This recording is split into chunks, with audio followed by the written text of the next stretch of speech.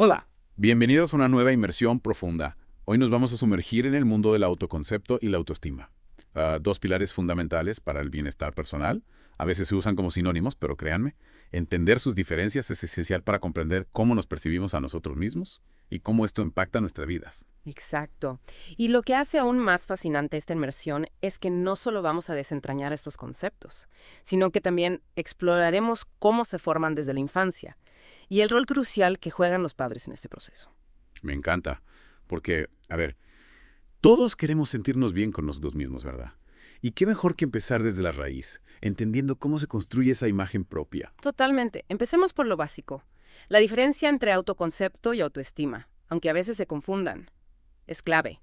El autoconcepto es la imagen mental que tenemos de nosotros mismos, la suma de todas esas ideas, opiniones y creencias que albergamos sobre quiénes somos. O sea, como una especie de fotografía mental que nos tomamos a nosotros mismos, ¿no? Exactamente. Y la autoestima sería entonces la valoración, ya sea positiva o negativa, que le damos a esa fotografía. Imagina que en esa foto mental te ves como una persona creativa. Ese sería un elemento de tu autoconcepto. Pero si además te sientes orgulloso de esa creatividad, ahí estaríamos hablando de autoestima. Interesante. Entonces, no es solo cómo nos vemos, sino también cómo nos sentimos con lo que vemos. Así es. Y aquí viene lo importante. Ambos conceptos están estrechamente relacionados. Un autoconcepto positivo generalmente nos lleva a una autoestima positiva y viceversa. Si nos vemos de forma favorable, es más probable que nos valoremos positivamente. Claro, tiene sentido. Si me creo capaz e inteligente, seguramente tendré más confianza en mí mismo. Y si me siento bien conmigo mismo, seguramente me percibiré de una manera más positiva. Es un círculo virtuoso. Exacto. Pero ojo, este círculo no se crea de la noche a la mañana, se va construyendo a lo largo de la vida, a través de nuestras experiencias, los éxitos, los fracasos, las opiniones de los demás. Todo eso va moldeando nuestro autoconcepto y nuestra autoestima. Ya entiendo. Entonces no nacemos con una autoestima predeterminada, sino que la vamos construyendo a medida que vivimos y experimentamos. ¿Y cómo se traduce esto en la práctica? ¿Qué elementos componen la autoestima? Podemos dividir la autoestima en tres componentes principales: el cognitivo, el afectivo. ¿Y la conductual? Suena complejo, así lo puedo comprender. Empecemos por el componente cognitivo. ¿En qué consiste? El componente cognitivo se refiere a todo el conocimiento que tenemos sobre nosotros mismos. Incluye nuestras ideas, opiniones, creencias e incluso la forma en que procesamos la información sobre nuestra persona. Es la base de nuestro autoconocimiento, la forma en que nos definimos a nosotros mismos. O sea, como una especie de base de datos mental donde guardamos todo lo que sabemos de nosotros mismos. Exactamente. Y aquí el autoconcepto juega un papel fundamental. Nuestras creencias sobre nosotros mismos, esas convicciones internas, son el pilar de un autoconcepto sólido, que a su vez influye en una autoestima saludable. Ya veo. Si mis creencias sobre mí mismo son positivas, mi autoconcepto será más fuerte y por lo tanto mi autoestima también. Precisamente. Ahora bien, el segundo componente de la autoestima es el afectivo. Y aquí entran en juego las emociones. Ahí es donde se pone interesante. ¿Cómo influyen las emociones en la autoestima? El componente afectivo es el sentimiento de valor que nos atribuimos. Es la respuesta emocional a nuestra autoimagen. Piénsalo así. Si en esa foto mental que mencionábamos antes te ves de forma positiva, sentirás orgullo, satisfacción y aceptación hacia ti mismo. Pero si te ves de forma negativa, las emociones serán de desprecio o desvalorización. Es decir, que aquí entran en juego emociones como la alegría, la tristeza, la seguridad. La inseguridad, dependiendo de cómo nos percibamos. Exacto. Es la parte más visceral de la autoestima, la que nos hace sentir bien o mal con quienes somos. Y por último, tenemos el componente conductual. ¿Cómo se manifiesta este aspecto en nuestras acciones? Este componente es la puesta en escena de la autoestima. Se traduce en cómo actuamos, nuestra disposición a tomar la iniciativa, afrontar retos, buscar el reconocimiento, el respeto propio y el de los demás. Entonces, si entiendo bien, alguien con una autoestima saludable tendrá más probabilidades de tomar la iniciativa. Es ser proactivo y de irte a sus objetivos. Exacto. Una persona con una autoestima sólida tenderá a actuar con seguridad, a tomar decisiones firmes y a defender sus ideas con convicción. En cambio, una persona con baja autoestima puede ser más pasiva, temerosa a los retos y dependiente de la aprobación de los demás. Muy interesante. Entonces la autoestima no es solo un concepto abstracto, sino que tiene un impacto real en nuestra forma de actuar y de relacionarnos con el mundo. Ahora bien, hablemos de los distintos tipos de autoconcepto. Podríamos decir que nos percibimos de manera global, pero también en áreas específicas de nuestra vida. Así es. Dentro del autoconcepto general, existen autoconceptos más específicos, que se refieren a diferentes áreas de nuestra experiencia. Por ejemplo, Por ejemplo, el autoconcepto físico. que es cómo nos vemos y cómo nos sentimos con nuestro cuerpo. Luego tenemos el autoconcepto académico, que Ajá. se basa en nuestras experiencias en el ámbito educativo, nuestra imagen como estudiantes. También está el autoconcepto social, que se forma a partir de nuestras relaciones sociales y cómo nos desenvolvemos en ese ámbito. Entiendo. ¿Y hay un otro tipo de autoconcepto que debamos conocer? Sí, el autoconcepto personal, Bien. que se centra en nuestra propia identidad, nuestra responsabilidad, nuestro autocontrol y autonomía. Y por último, el autoconcepto emocional, que se refiere a nuestros sentimientos de bienestar y satisfacción, nuestro equilibrio emocional, la confianza en nuestras posibilidades y la aceptación de nosotros mismos. Wow. No tenía idea de que el autoconcepto fuera tan amplio. Entonces, digamos que cada uno de estos autoconceptos, aunque sea específico, contribuye a formar esa imagen global que tenemos de nosotros mismos. Exactamente. Y todos estos autoconceptos, en conjunto con la autoestima, juegan un papel fundamental en cómo nos comportamos y nos relacionamos con el mundo. Ahora me intriga saber más sobre cómo la autoestima se traduce en nuestro comportamiento. Es realmente un motor que impulsa nuestras acciones. Sin duda, la autoestima es un motor poderoso que influye en nuestra forma de actuar y cómo enfrentamos las distintas situaciones. Imagina que tienes una autoestima saludable. Esto te impulsará a buscar tu realización personal, te motivará a superarte, a buscar nuevos retos y perseguir tus metas. Así que una buena autoestima nos impulsa a crecer y a desarrollar nuestro potencial. Exactamente, pero hay más. Actuamos también para confirmar la imagen que los demás y nosotros mismos tenemos de nosotros. Si nos percibimos como personas capaces, buscaremos oportunidades para demostrar nuestras habilidades. Es como si buscáramos la coherencia entre nuestra autoimagen y nuestras acciones, ¿no? Correcto. Y finalmente actuamos para ser coherentes con esa imagen que tenemos de nosotros mismos, incluso cuando las circunstancias cambian. La autoestima nos da una base sólida para mantenernos fieles a nuestros valores e ideales. Es decir, que nos ayuda a mantenernos firmes en nuestras convicciones, a no dejarnos llevar por las circunstancias. Ahora bien, ¿qué diferencias podemos observar entre una persona con la alta autoestima y una con baja autoestima? ¿Son realmente tan marcadas? Las diferencias son notables y se reflejan en varios aspectos de la vida. Las personas con alta autoestima suelen tomar la iniciativa, enfrentar nuevos retos con entusiasmo, valorar sus éxitos y aprender de sus fracasos. Muestran una actitud proactiva y resiliente. En cambio, las personas con baja autoestima. Suelen ser más pasivas, necesitan la guía de otros, temen a los retos y tienden a desvalorizar sus actitudes. Les cuesta tolerar la frustración, se ponen a la defensiva con facilidad y dependen mucho de la aprobación de los demás. Entonces, la baja autoestima puede ser un obstáculo para el desarrollo personal y social de una persona. Sin duda, pero es importante comprender que la autoestima no es algo fijo e inmutable. Se puede fortalecer y cultivar a lo largo de la vida. Y en este proceso, la infancia juega un papel crucial. Por supuesto. La infancia es la base sobre la cual se construye nuestra autoestima. Las experiencias que vivimos durante esos primeros años, las relaciones que establecemos, los mensajes que recibimos, todo eso influye en la formación de nuestra autoimagen. Qué importante. Entonces, hablemos del desarrollo de la autoestima en la infancia. ¿Qué aspectos son fundamentales para que un niño desarrolle una autoestima saludable? Existen 4 aspectos clave: la vinculación, la singularidad, el poder y las pautas de guía. Empecemos por la vinculación. ¿Qué significa este concepto en el contexto del desarrollo de la autoestima? La vinculación se refiere a la satisfacción que experimenta el niño al crear lazos afectivos con su entorno. Sentirse parte de una familia, de un grupo de amigos, ser aceptado y querido. Todo eso nutre su autoestima. O sea, sentirse conectado con otros, saber que pertenece a un grupo, le da seguridad y confianza. Exactamente. Y luego está la singularidad, que se trata de reconocer y respetar las cualidades que hacen a cada niño especial y diferente. Sentirse valorado por sus talentos, su forma de ser, sus características únicas. Eso es fundamental para que su autoestima florezca. Es decir, fomentar en el niño la apreciación de su propia individualidad. Precisamente.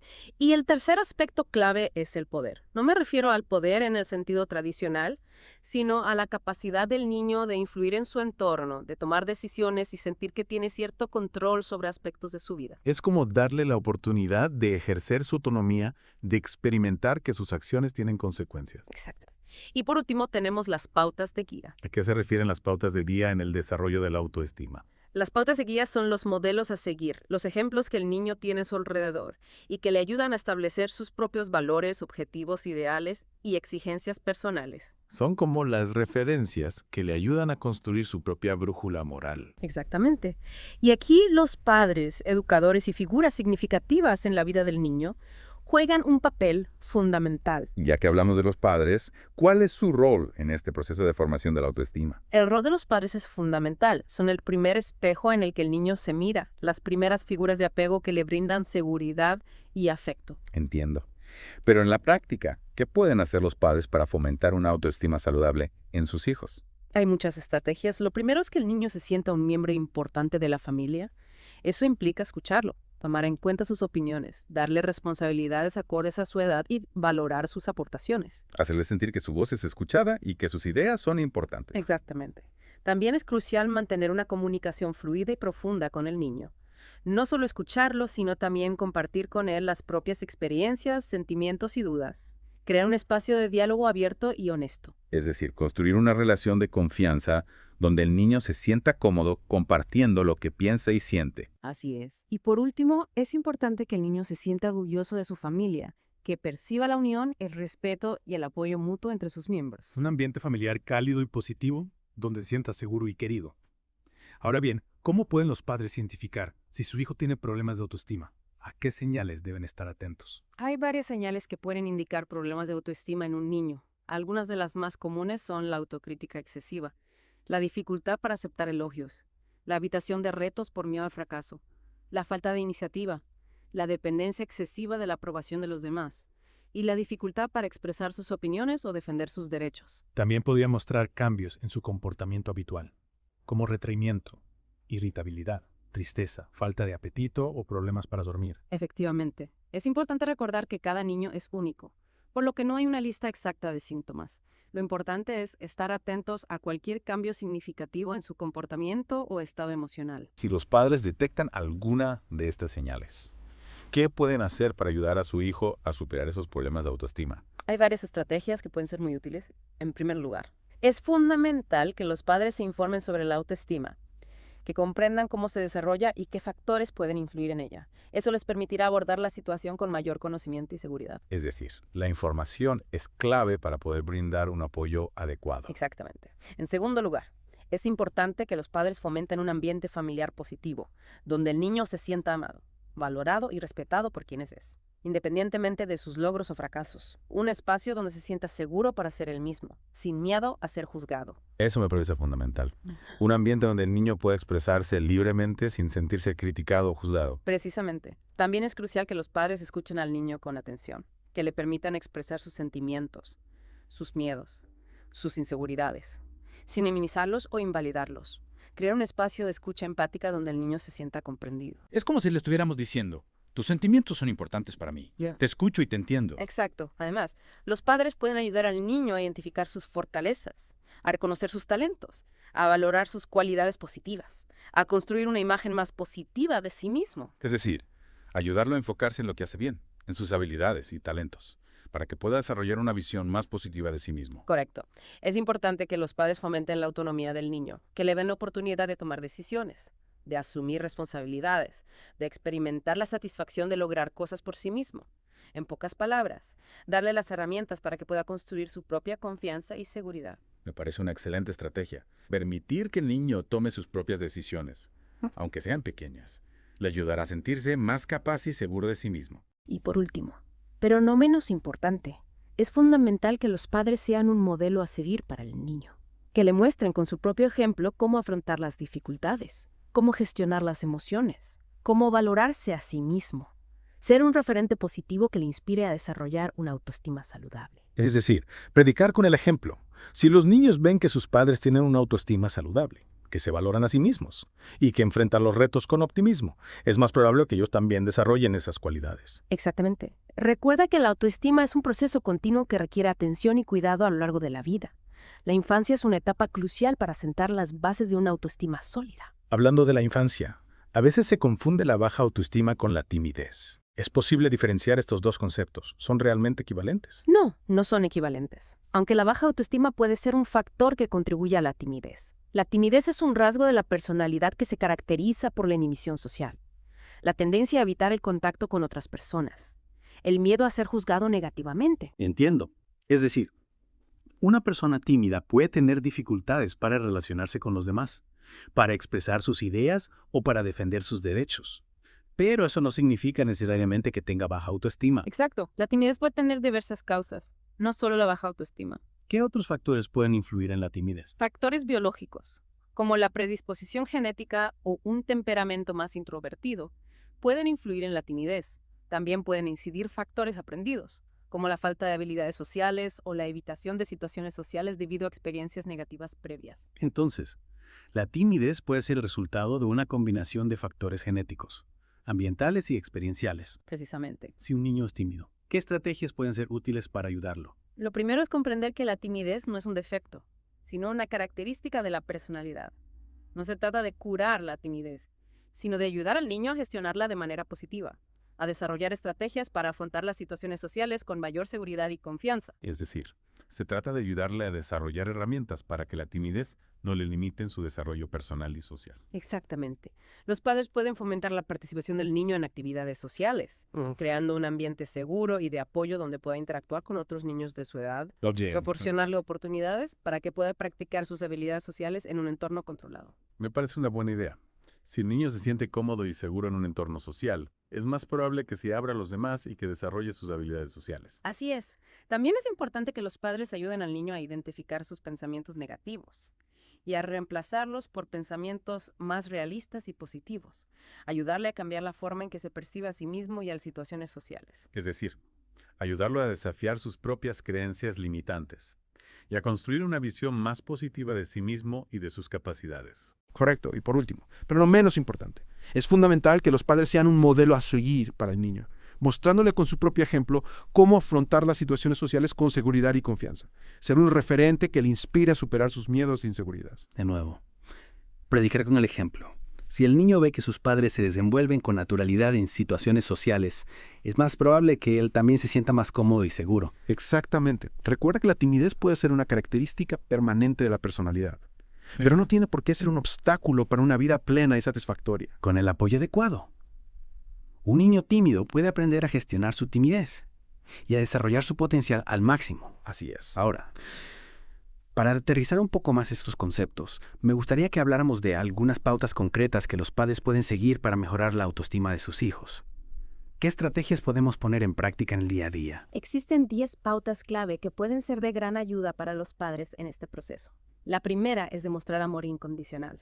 Es fundamental que el niño se sienta amado y aceptado por quienes es, independientemente de sus logros, sus errores o sus defectos. Que el amor de los padres no esté condicionado a su comportamiento o a sus resultados. Es decir, que el niño sepa que lo amamos por ser quien es, no por lo que hace o deja de hacer. Exactamente. La segunda pauta es mostrarle sus características y cualidades positivas. Los padres deben ser capaces de reconocer y valorar los aspectos positivos de sus hijos, tanto a nivel físico como intelectual, emocional y social. Ayudarles a construir una imagen positiva de sí mismos, destacando sus fortalezas y sus talentos. Correcto. La tercera pauta es enviarles mensajes positivos. Las palabras de aliento, los elogios sinceros, las muestras de cariño, son fundamentales para fortalecer la autoestima del niño. Es decir, transmitirles verbal y no verbalmente que creemos en ellos, que estamos orgullosos de ellos, que los queremos y los valoramos. Exactamente.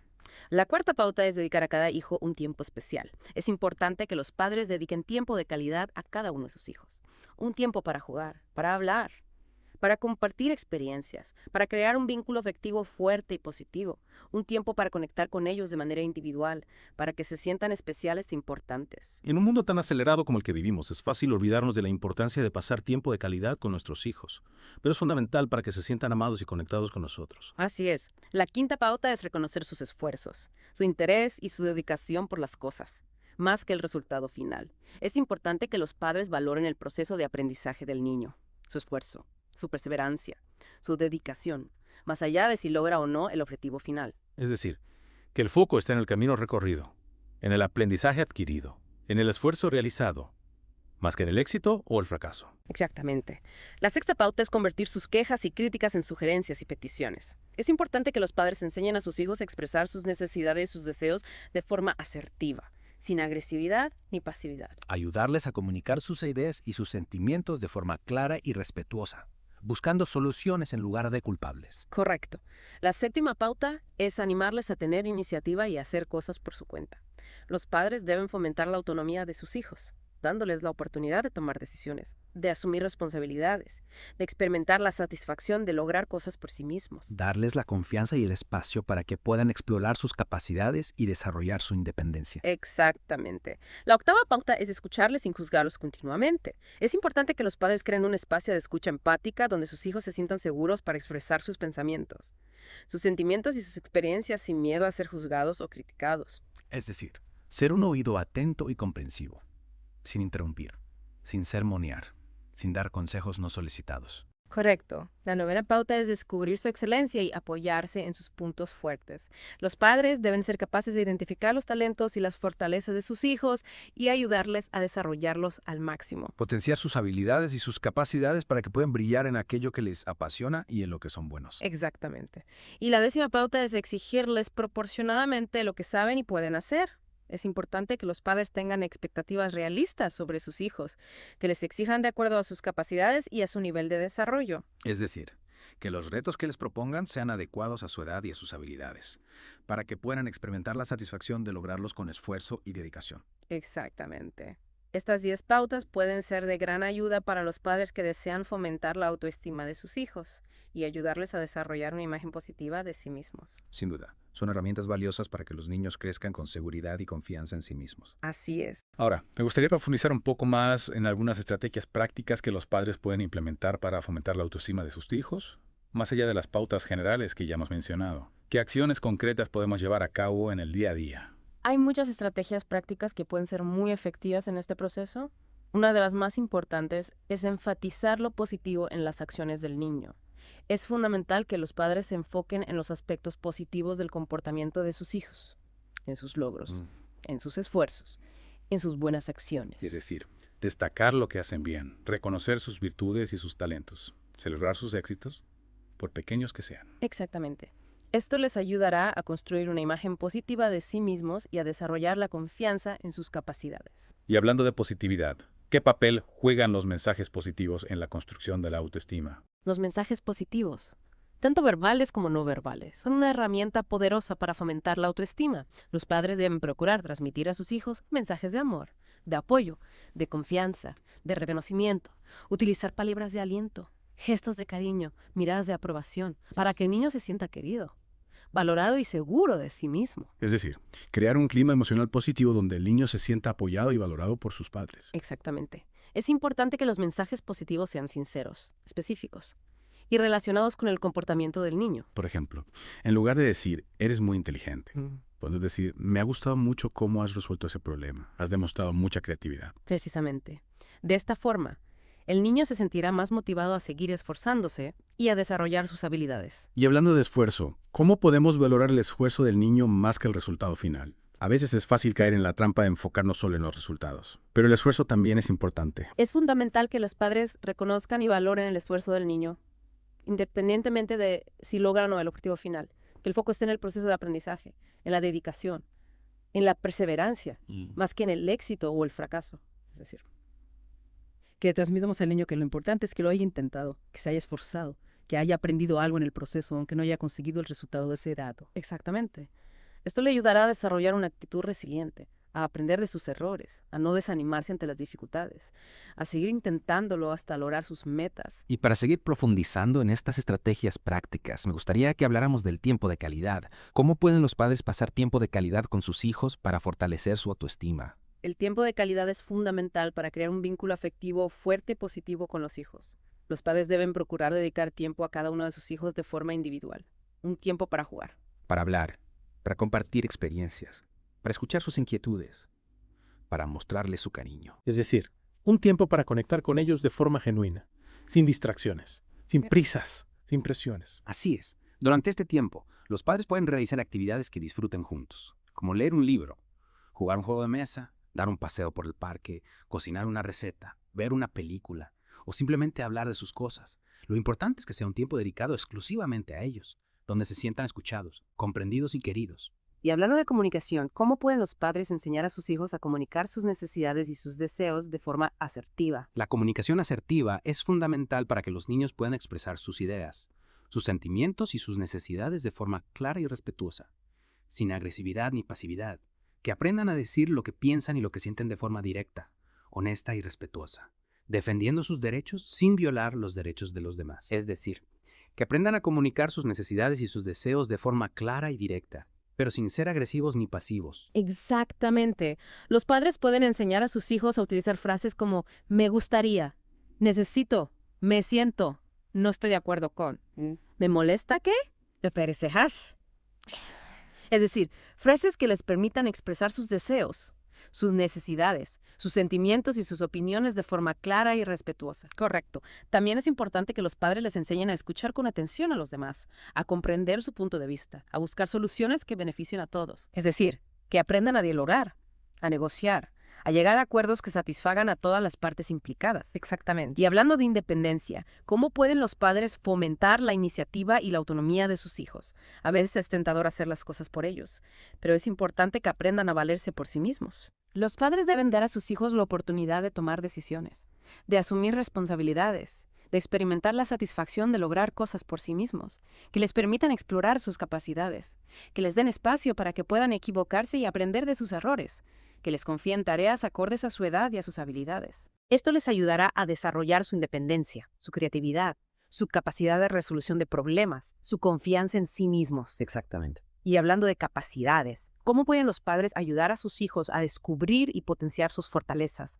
Todos tenemos talentos y habilidades, pero a veces necesitamos ayuda para descubrirlos y desarrollarlos. Los padres deben ser capaces de identificar los talentos y las fortalezas de sus hijos y ayudarles a desarrollarlos al máximo. Observar qué es lo que les gusta hacer, en qué actividades destacan, qué habilidades tienen y proporcionarles oportunidades para que puedan practicar y desarrollar esos talentos. Es importante que los padres les transmitan la idea de que cada persona tiene sus propias fortalezas y que todos somos valiosos por lo que somos. Es decir, que no hay una única forma de ser inteligente o talentoso, sino que cada persona tiene sus propias habilidades y talentos que la hacen única y valiosa. Precisamente. Y hablando de valores, ¿cómo pueden los padres premiar el buen comportamiento de sus hijos sin recurrir a las recompensas materiales? A veces es fácil caer en la tentación de premiarlos con regalos, pero hay otras formas de reconocer y valorar su buen comportamiento. Es importante que los padres reconozcan y valoren el buen comportamiento de sus hijos, pero no es necesario que lo premien con regalos materiales, que las recompensas sean más bien simbólicas,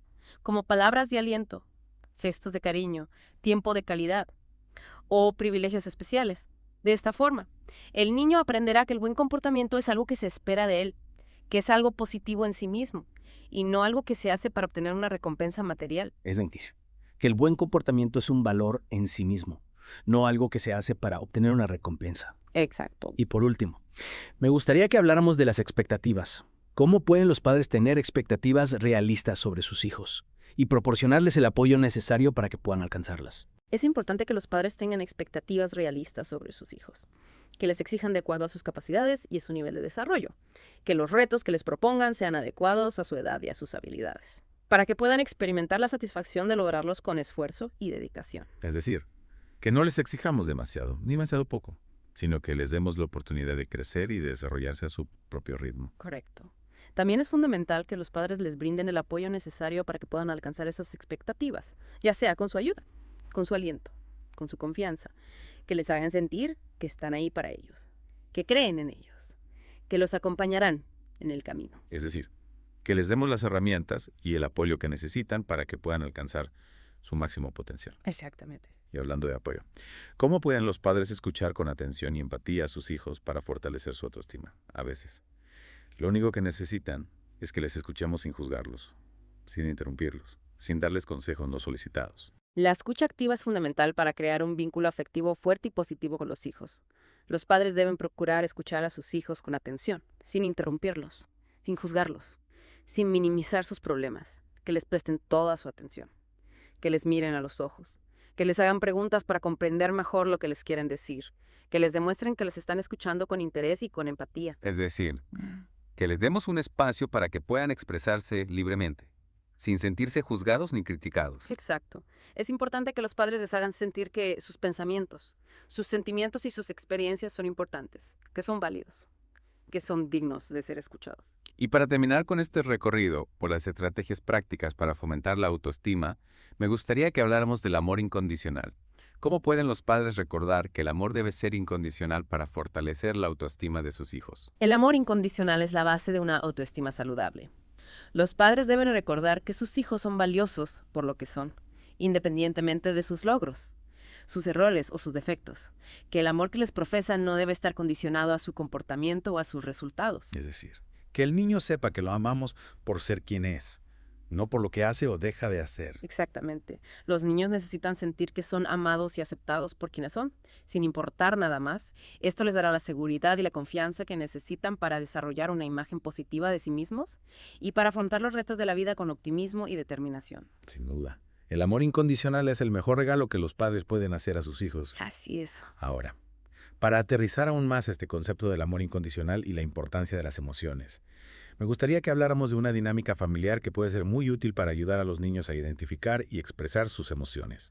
Las estampitas emocionales. Las estampitas emocionales son una herramienta lúdica y creativa que puede ayudar a los niños a tomar conciencia de sus emociones y aprender a expresarlas de forma adecuada. ¿En qué consiste esta dinámica? Me parece una idea muy interesante. Se trata de utilizar papeles de colores recortados en cuadritos, cada color representando una emoción diferente. ¿Qué colores se suelen utilizar y qué emociones representan? Suena divertido y a la vez muy útil para los niños. Se pueden utilizar varios colores, pero algunos de los más comunes son dorado para emociones positivas como la alegría, la felicidad o el amor, marrón para emociones menos positivas como la tristeza, el enfado o la frustración, rojo para emociones intensas como la ira o la furia, azul para emociones que generan tristeza como la melancolía o la nostalgia, verde para emociones relacionadas con los celos, la envidia o la rivalidad, y blanco para emociones como la soberbia o la arrogancia. Entiendo. ¿Y si los niños son pequeños? Se puede simplificar la dinámica. Claro.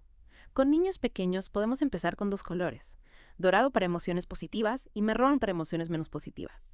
Así es más fácil para ellos comprender la dinámica. Me parece una excelente adaptación. ¿Y cómo se utiliza esta dinámica en la práctica? Me imagino a los niños jugando con las estampitas, pero me gustaría entender mejor cómo funciona. Cada miembro de la familia puede tomar cuadritos de los diferentes colores según la emoción que sienta en un momento determinado.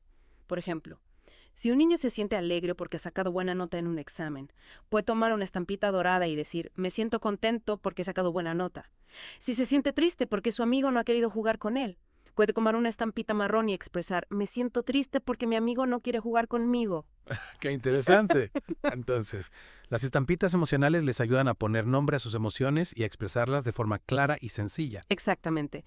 Es una forma visual y tangible de conectar con sus emociones y de comunicarlas a los demás. ¿Y qué se hace con las estampitas al final del día? Al final del día, o en un momento determinado, se puede evaluar cuántas estampitas tiene cada miembro de la familia, qué representan y por qué. Esto les ayudará a tomar conciencia de sus propias emociones y de las emociones de los demás, a desarrollar la empatía y a mejorar la comunicación familiar. Me encanta esta dinámica. Es una forma sencilla, pero a la vez muy efectiva, de trabajar las emociones en familia. Sin duda. Y además de ser una herramienta útil para los niños, también puede ser muy reveladora para los padres. Les permite conectar con sus propias emociones y comprender mejor cómo se sienten sus hijos. Ahora, para que nuestros oyentes puedan reflexionar sobre su propia autoestima, me gustaría que habláramos del inventario de sentimientos y formas de ser.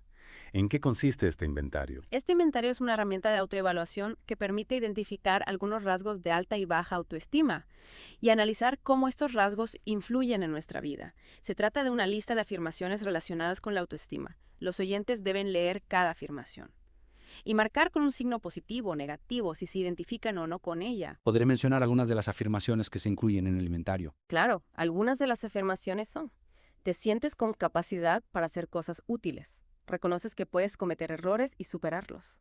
Te sientes incapaz de afrontar las dificultades. Frente a las tareas difíciles, haces uso de todas tus capacidades para superarlas. Eres muy sensible y te duelen mucho las críticas. Evitas hacer las cosas por miedo al fracaso, entre otras. Entiendo. Se trata de analizar cómo nos sentimos y cómo actuamos en diferentes situaciones para identificar patrones de comportamiento que pueden estar relacionados con nuestra autoestima. Exactamente. Una vez que los oyentes hayan marcado todas las afirmaciones, les proponemos que elijan 2 rasgos de baja autoestima que hayan afectado su vida en alguna ocasión. Es decir, 2 afirmaciones con las que se hayan identificado y que sientan que les han limitado de alguna manera. Y a partir de ahí, ¿qué se propone hacer?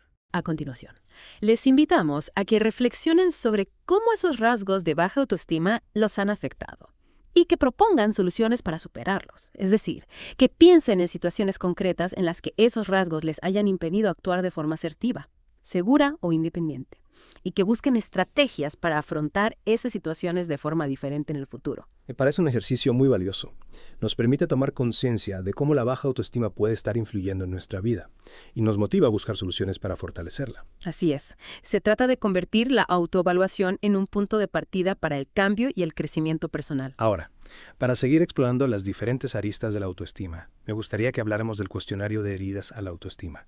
¿En qué consiste este cuestionario? Este cuestionario tiene como objetivo ayudar a los oyentes a tomar conciencia de cómo las palabras de los demás pueden afectar a su autoestima, como las críticas, los insultos, las humillaciones. Pueden herir nuestros sentimientos y dañar nuestra autoimagen. A veces no somos conscientes del poder que tienen las palabras, tanto para bien como para mal. Este cuestionario nos invita a reflexionar sobre el impacto que las palabras de los demás pueden tener en nosotros. Exactamente. Les pedimos a los oyentes que recuerden una frase que les haya ido en algún momento de su vida, una frase que les haya hecho sentir mal, inseguros o menos valiosos, una frase que haya dejado una huella negativa en su autoestima. Y una vez que hayan recordado esa frase, ¿qué se propone hacer? Les pedimos que describan brevemente la situación en la que se la dijeron. ¿Quién se la dijo? ¿Por qué se la dijo? ¿Cómo se sintieron en ese momento? Es decir, que contextualicen la frase para comprender mejor el impacto que tuvo en ellos. A continuación, les invitamos a que reflexionen sobre cómo se sintieron cuando les dijeron esa frase, qué emociones experimentaron, qué pensamientos les generó. Es decir, explorar el impacto emocional que tuvo en ellos esa experiencia negativa. Exactamente. Y por último, les pedimos que propongan una forma alternativa de decir lo mismo, sin herir los sentimientos del otro. Es decir, que busquen una forma más amable, más respetuosa, más asertiva, de expresar la misma idea sin dañar la autoestima del otro. Me parece un ejercicio muy interesante. Nos invita a ponernos en el lugar del otro y a pensar en cómo podemos comunicarnos de forma más efectiva, sin herir los sentimientos de los demás. Así es. Este ejercicio les ayudará a desarrollar la empatía, a ponerse en el lugar del otro, a comprender el poder de las palabras y a utilizarlas de forma constructiva. Es importante recordar que todos, en algún momento de nuestra vida,